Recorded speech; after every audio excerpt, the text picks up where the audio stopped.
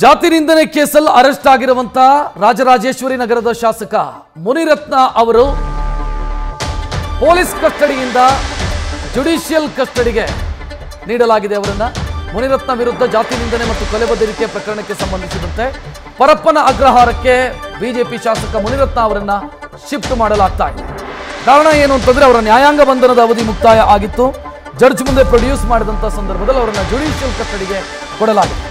ಜಾತಿ ನಿಂದನೆ ಕೇಸಲ್ಲಿ ಅರೆಸ್ಟ್ ಆಗಿದ್ದಂತ ಮುನಿರತ್ನ ಅವರನ್ನ ಮೊನ್ನೆಯಿಂದ ಪೊಲೀಸರು ವಿಚಾರಣೆಗೆ ಒಳಪಡಿಸಿದ್ದಾರೆ. ಆ ಕೇಸಿಗೆ ಸಂಬಂಧಿಸಿದಂತೆ ವೇಲು ನಾಯ್ಕರ್ ಅವರು ಕೊಟ್ಟಂತ ಎಫ್ಐಆರ್ಗೆ ಸಂಬಂಧಿಸಿದಂತೆ ದಾಖಲಿಸಿದಂತ ದೂರಿಗೆ ಸಂಬಂಧಿಸಿದಂತೆ ಸದ್ಯ ಅವರ ನ್ಯಾಯಾಂಗ ಬಂಧನದ ಅವಧಿ ಮುಕ್ತಾಯ ಆದಂತ ಪೊಲೀಸ್ ಕಸ್ಟಡಿ ಅವಧಿ ಮುಕ್ತಾಯ ಆದಂತ ಬೆನ್ನಿಗೆ ಅವರನ್ನ ನ್ಯಾಯಾಂಗ ಬಂಧನಕ್ಕೆ ಒಪ್ಪಿಸಲಾಗಿದೆ ಅನ್ನೋ ಡೀಟೇಲ್ ಈಗ ಲಭ್ಯ ಆಗ್ತಾ ಇದೆ.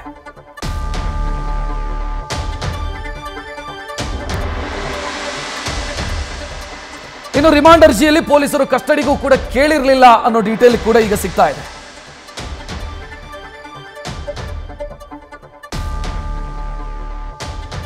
ನಾಳೆಗೆ ವಿಚಾರಣೆಯನ್ನು ಮುಂದೂಡಲಾಗಿದೆ.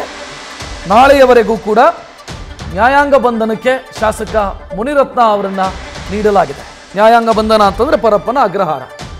ಪೊಲೀಸ್ ಕಸ್ಟಡಿಯಲ್ಲಿದ್ದಂಥ ಮುನಿರತ್ನ ಈಗ ಪರಪ್ಪನ ಅಗ್ರಹಾರ ಸೇರೋದಕ್ಕಿದೆ.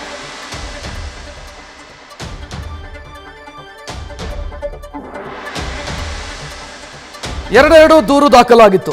ಒಂದು ಜಾತಿ ನಿಂದನೆಗೆ ಸಂಬಂಧಿಸಿದಂತೆ ದಲಿತ ದೌರ್ಜನ್ಯ ತಡೆ ಕಾಯ್ದೆಯ ಅನ್ವಯ ಕೇಸು ದಾಖಲಾಗಿತ್ತು. ಮತ್ತೊಂದು ಬೆದರಿಕೆಗೆ ಸಂಬಂಧಿಸಿದಂತೆ ಕೇಸು ದಾಖಲಾಗಿತ್ತು. ಮೊದಲ ಕೇಸು, ಆ ಕೇಸಿಗೆ ಸಂಬಂಧಿಸಿದಂತೆ ಸದ್ಯ ಅವರನ್ನ ನ್ಯಾಯಾಂಗ ಬಂಧನಕ್ಕೆ ಒಪ್ಪಿಸಲಾಗಿದೆ. ಹೆಚ್ಚಿನ ಡೀಟೇಲ್ ನೀಡೋದಕ್ಕೆ ನಮ್ಮ ಪ್ರತಿನಿಧಿ ಶಿವಕುಮಾರ್ ಫೋನ್ ಸಂಪರ್ಕದಲ್ಲಿ. ಶಿವಕುಮಾರ್, ಹೆಚ್ಚಿನ ಡೀಟೇಲ್ ಏನು ಕೊಡ್ತೀರಿ ಇದಕ್ಕೆ ಸಂಬಂಧಿಸಿ?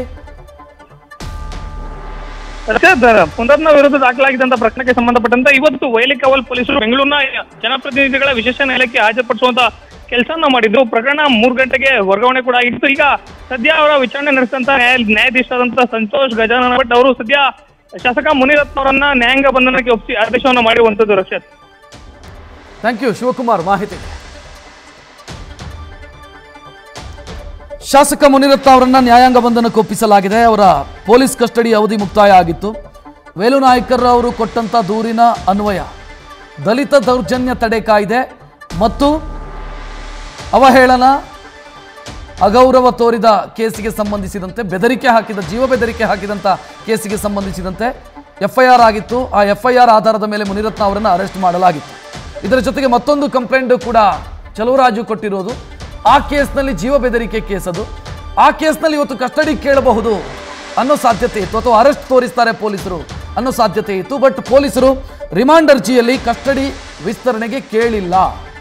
ಆ ಕಾರಣಕ್ಕಾಗಿ ಬೇಲ್ ಅರ್ಜಿಯ ವಿಚಾರಣೆಯನ್ನು ನಾಳೆಗೆ ಮುಂದೂಡಿ ಆರೋಪಿ ಶಾಸಕ ಮುನಿರತ್ನ ಅವರನ್ನ ಜುಡಿಷಿಯಲ್ ಕಸ್ಟಡಿಗೆ ಒಪ್ಪಿಸಲಾಗಿದೆ.